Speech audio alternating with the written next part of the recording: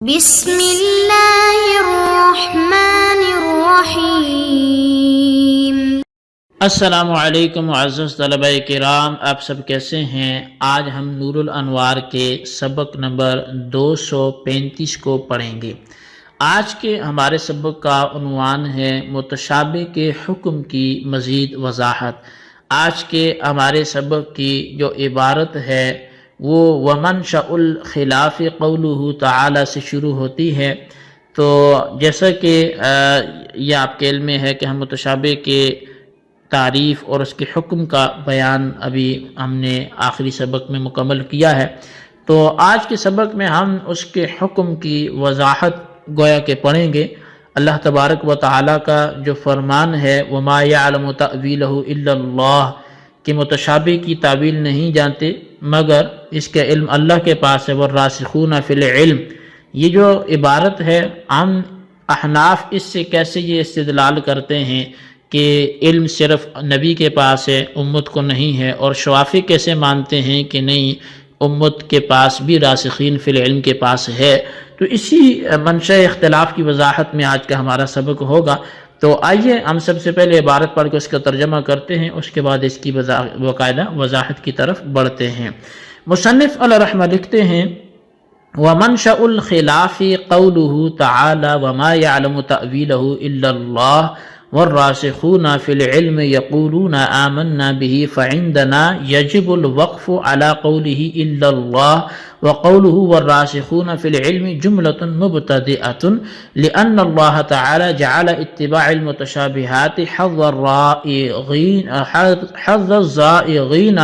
فَيَكُونُ حَظُّ الرَّاسِخِينَ هُوَ التَّسْلِيمُ وَالْإِنْقِيَادُ۔ اور فرمایا کہ منشأ اختلاف و اللہ تعالیٰ کا یہ فرمان ہے وَمَا يَعْلَمُ تَأْوِيلَهُ إِلَّا اللَّهُ وَالرَّاسِخُونَ فِي الْعِلْمِ يَقُولُونَ آمَنَّا بِهِ۔ بس ہمارے یعنی احناف کے نزدیک یہاں اللہ تعالیٰ کے فرمان إِلَّا اللَّهُ پہ وقف واجب ہے، اور اللہ تعالیٰ کا یہ فرمان وَالرَّاسِخُونَ فِي الْعِلْمِ یہ ایک نیا جملہ ہے، اس لیے کہ اللہ تعالیٰ نے متشابہات کی اتباع کرنے کو وہ زائغین کا حصہ بنایا ہے۔ فَيَكُونُ حَظُّ الرَّاسِخِينَ هُوَ التَّسْلِيمُ وَالْإِنْقِيَادُ، تو پس راسخین کا جو حصہ ہے وہ سپرد کرنا ہے، تسلیم کرنا ہے، گردن جھکانا ہے۔ وَلِقِرَاءَةِ الْبَعْضِ الرَّاسِخُونَ بِدُونِ الْوَاوِ،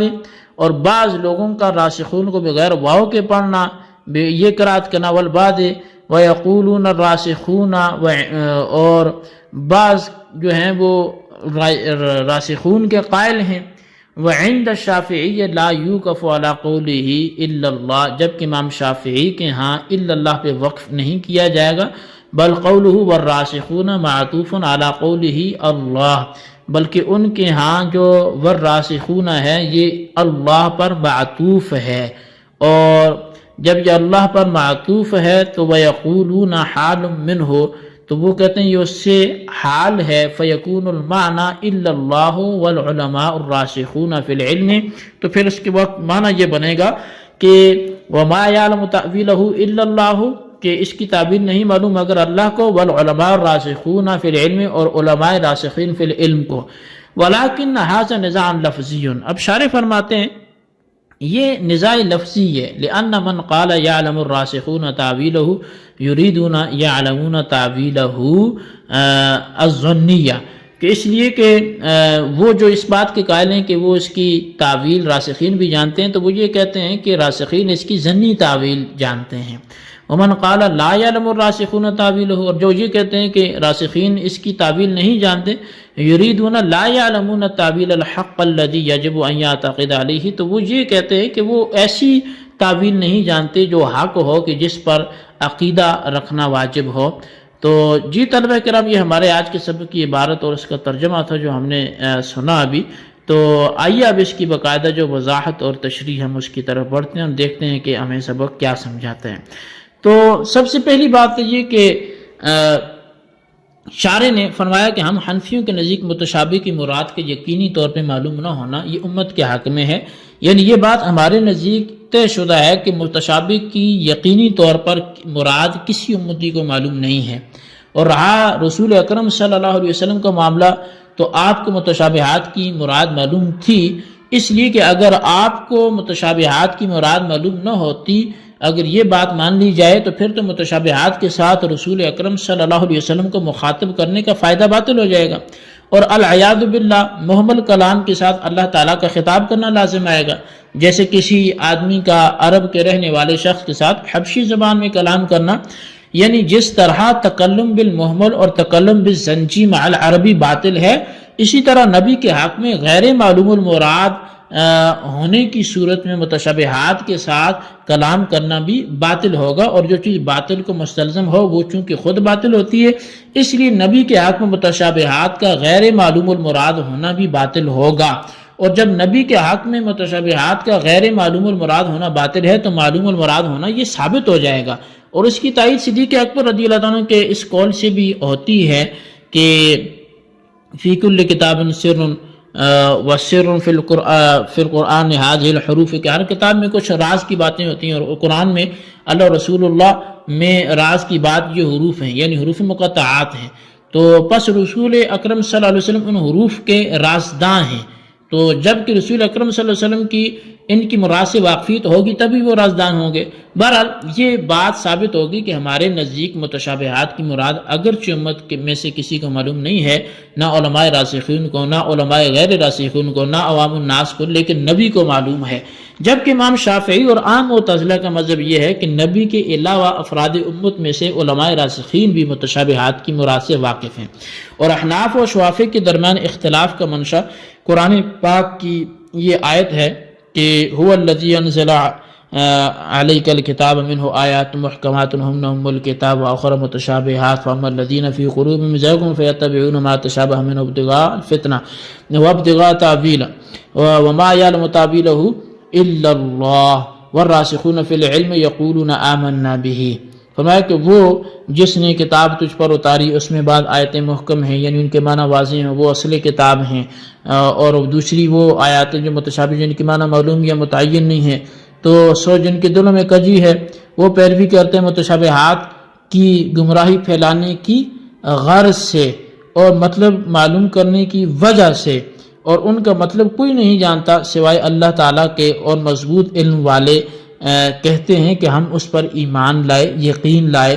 اس آیت میں اب ہمارے نزدیک الا اللہ پر وقف واجب ہے، اور والراسخون فی العلم یہ ایک مستقل جملہ ہے، یعنی وابتغاء تأویل کے بعد وما یعلم تأویلہ الا اللہ پہ وقف ہے، اور والراسخون فی العلم یہ ایک مستقل جملہ ہے۔ اللہ پر عطف ہمارے ہاں یہاں نہیں ہے، یعنی والراسخون کا عطف نہیں ہے ما قبل پر۔ اب مطلب یہ ہوگا کہ متشابہ کی مراد سوائے خدا کے کوئی نہیں جانتا، اور جو لوگ مضبوط علم والے ہیں وہ کہتے ہیں کہ ہم اس کی مراد پر ایمان لائے، یعنی متشابہات سے اللہ تعالیٰ نے جو بھی ارادہ فرمایا اس پر ہمارا ایمان ہے، اگرچہ اس کی مراد کا ہمیں علم نہ ہو۔ الا اللہ پر وقف واجب ہونے اور راسخین فی العلم کو متشابہات کی مراد معلوم نہ ہونے کی ایک دلیل تو یہ ہے کہ اللہ تعالیٰ نے متشابہات کی اتباع کرنے اور ان کی مراد میں کھوج کرنے کو زائغین، یعنی جو باطل کی طرف مائل لوگ ہیں، ان کا حصہ قرار دیا ہے۔ چنانچہ فرمایا کہ فَأَمَّا الَّذِينَ فِي قُلُوبِهِمْ زَيْغٌ فَيَتَّبِعُونَ مَا تَشَابَهَ مِنْهُ ابْتِغَاءَ الْفِتْنَةِ وَابْتِغَاءَ تَأْوِيلِهِ، لہذا اس کے مقابلے میں راسخین کا حصہ تسلیم، اور راسخین کا جو حصہ وہ تسلیم اور انقیاد ہی ہوگا، یعنی وہ سارے تسلیم خم کر لیتے ہیں، اور یہ اسی وقت ہو سکتا ہے جبکہ راسخین فی العلم متشابہات کی مراد کو معلوم کیے بغیر اس پر ایمان لے آئیں اور سر تسلیم خم کر لیں۔ دوسری دلیل یہ ہے کہ بعض قراتوں میں راسخون بغیر واو کے ہے، اور بعض قراتوں میں وَيَقُولُونَ الراسخون ہے، اور ان دونوں صورتوں میں الراسخون کا اللہ پر عطف نہیں ہوگا، اور جب اللہ پر راسخون کا عطف الراسخون کا نہیں ہے تو متشابہات کی مراد کو جاننے میں راسخین اللہ کے ساتھ شریک بھی نہیں ہوں گے۔ بس اس سے بھی ثابت ہوا کہ راسخین کو متشابہات کی مراد معلوم نہیں ہے، لیکن اس پر اگر کوئی یہ اعتراض کرے کہ متشابہات کی مراد رسول اکرم صلی اللہ علیہ وسلم کی بھی معلوم نہیں ہو، اس لیے کہ الا اللہ پر وقف واجب ہونے کی صورت میں متشابہات کی مراد کا معلوم ہونا اللہ کے ساتھ خاص ہو جائے گا، اور یہ اس کا تقاضا کرتا ہے کہ متشابہات کی مراد اللہ کے علاوہ کسی کو بھی معلوم نہ ہو، خواہ وہ رسول اکرم صلی اللہ علیہ وسلم ہی کیوں نہ ہو۔ حالانکہ یہ سابقہ بیان کے خلاف ہے، کیونکہ یہ بات پہلے گزر چکی ہے کہ متشابہات کی مراد رسول اکرم صلی اللہ علیہ وسلم کو معلوم تھی، ورنہ تو تخاطب کا فائدہ باطل ہو جائے گا۔ تو اس کا جواب یہ ہے کہ اللہ تبارک و تعالیٰ کے قول وما یعلم تأویلہ الا اللہ کے معنی ہیں وما یعلم تأویلہ بدون الوحی الا اللہ، یعنی متشابہ کی مراد بغیر وحی کے سوائے خدا کی کوئی نہیں جانتا۔ اور ظاہر ہے کہ وحی صرف نبی علیہ السلام ہی کی طرف ہوئی ہے، وہ غیر نبی امت کے علماء کی طرف تو نہیں ہوئی، تو لہذا نبی علیہ السلام جانتے ہیں جبکہ علماء نہیں جانتے۔ صاحب نور الانوار نے فرمایا کہ ہمارے اور شوافی کے ضمن یہ جو اختلاف ہے یہ الراسخون متشابہ کی مراد سے واقف نہیں ہیں، مطلب ہم یہ کہتے ہیں کہ راسخین جو فی العلم میں یہ واقف نہیں ہیں، وہ کہتے ہیں کہ واقف ہیں۔ یہ صرف لفظی جھگڑا ہے، کیونکہ جو حضرات یہ کہتے ہیں کہ راسخین متشابہات کی مراد سے واقف ہیں ان کا مطلب یہ ہے کہ راسخین متشابہات کی ضمنی مراد سے واقف ہیں، اور ہم جو کہتے ہیں کہ راسخین متشابہات کی مراد سے واقف نہیں ہے ان کا منشا یہ ہے کہ راسخین کو متشابہات کا ایسا علم یقینی حاصل نہیں ہے کہ جس پر اعتقاد کرنا واجب ہو، اور احناف و شوافی دونوں اس بات کے قائل ہیں کہ یقینی علم کسی کو بھی حاصل نہیں ہے، تو یہ صرف ایک لفظی جھگڑا بن کے رہ جاتا ہے۔ تو بہرحال یہ ہمارے آج کے سبق تھی جی، سبق کی عبارت ترجمہ وضاحت تھی جی جو آپ کے سامنے پیش کی گئی۔ آپ اس کو اچھی طرح سمجھیں، اس کے خلاصے کو رجسٹر پر لکھیں، بالخصوص ان سوالات کے جوابات دیں۔ سوال نمبر 1 یہ ہے کہ ہمارے نزدیک یعنی احناف کے نزدیک متشابہات کا علم کس کس کو ہے، اور سوال نمبر 2 یہ ہے کہ کیا یہ نزاع لفظی ہے یا نہیں، اگر لفظی ہے تو کیسے اس کی وضاحت فرمائیں۔ اللہ تبارک و تعالیٰ سے دعا ہے جو کچھ ہم نے پڑھا سننا سے یاد رکھنے کی توفیق نصیب فرمائے، آمین بجاہ النبی الامین صلی اللہ علیہ وسلم۔